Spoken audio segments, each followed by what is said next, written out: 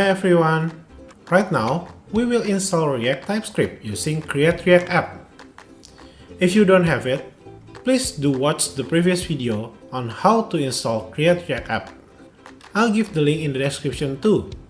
If you already have it, let's move on. Just create a folder. I'm using React TS Formik for this tutorial, and I open the folder on my IDE Visual Studio Code. Then open the console. Make sure we're in the right folder. Next, just type npx create react app dot with option template typescript.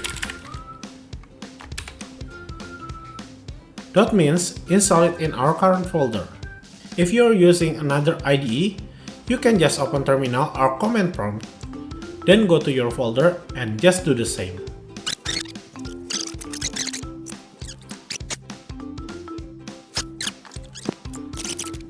Done. Now we already have a React TypeScript platform. Let's run it on the browser first. Just type npm run start.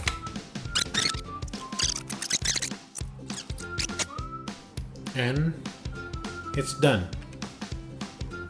Oh yeah, if you like this kind of video, please consider to like and subscribe.